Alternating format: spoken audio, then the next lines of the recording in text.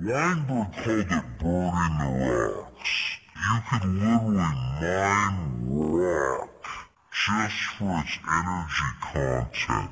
Thorium is so common in the Earth's crust that an average American's yearly energy demand, including industry and transportation, could be met by a half barrel of everyday rock. Dirt anywhere in the world worth many multiples of crude oil. But the key is to very efficiently convert thorium into energy. Prosperity depends strongly on energy for cooling, for heating, water purification, sewage processing, medicine, communications, for industry. All those things depend upon electric power. It's all well and good to just imagine everyone will stop driving their cars or traveling on jets. I live fairly modestly. I drive an 18-year-old Saturn, but I'm still an American, so that means I use vast amounts of resources no matter how frugal I am. Each year, the United States consumes almost 100 quadrillion British thermal units of energy. Per capita, that's the equivalent of burning 54 barrels of oil every year for every single American, or 12 tons of coal, or 5,300 cubic feet of natural gas to generate the same amount of energy. As you can probably imagine, the pollution released by harvesting, then combusting any one of these fossil fuel options is immense. Even natural gas, the cleanest of the three, releases substantial greenhouse gases. Today's nuclear reactors run on uranium oxide solid fuel rods. If we had more of today's reactors in operation, only 1 cup of uranium oxide would cover a typical American's yearly energy demand. But this is thrown in our face, possibly for good reason too. What I'm working on is the dream that failed.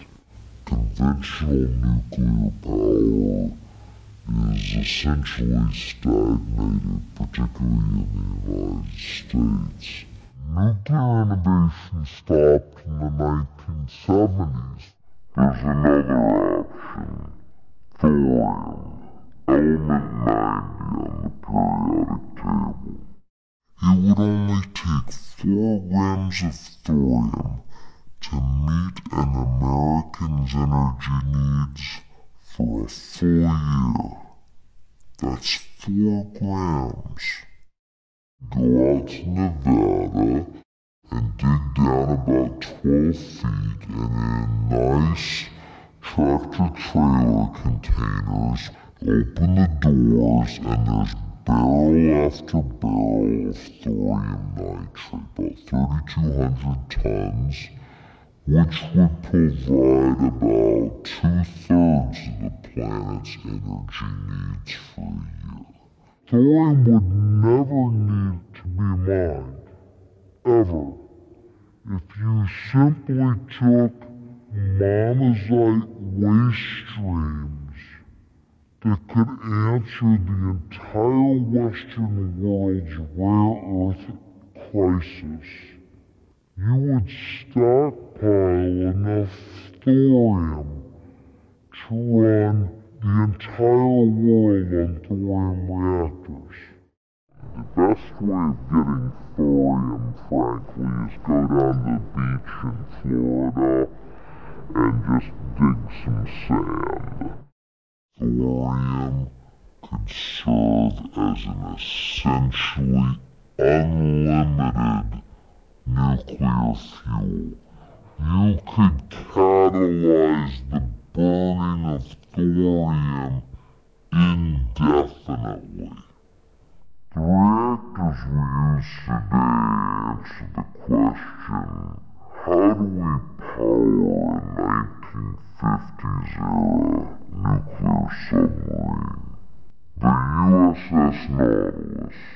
We basically have this sub-design put into shipping port for the first power generator, and we built 400 of those. The Navy program was optimized to the needs of the Navy. It actually wasn't very well optimized to the needs of power production.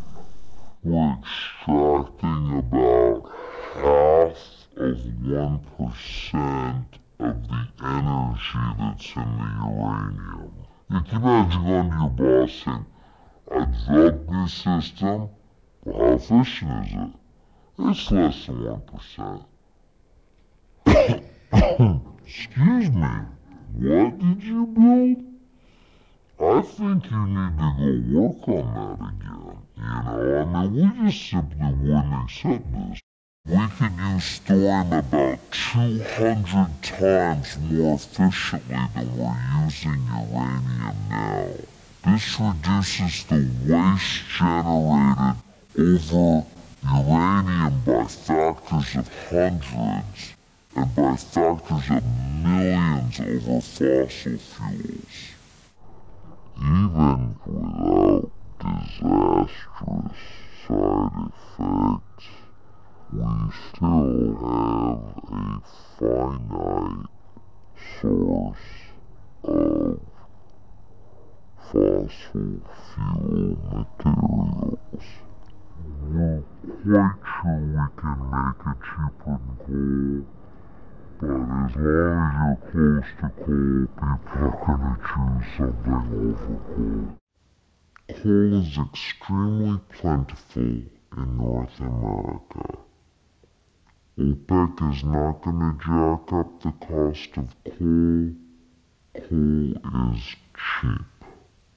Coal causes 13,000 deaths a year. That's in the US alone. In China, over 100,000. We're the second largest economy in the world. How do we meet this again? It's a huge challenge. Energy and coal use is growing rapidly in all the developing countries, and they're being supported by Peabody Coal. Rich countries can afford to overpay for things. We can afford to overpay for medicine, we can overpay for energy. In the world where most people live, 80%, energy's gonna be bought where it's economic. To you and me, national energy choices are the difference between cheap and expensive gasoline at the pump, the cost of heating our homes, and just another factor in how competitive our manufacturing sector can be. Outside of developed nations, energy is the difference between life and death.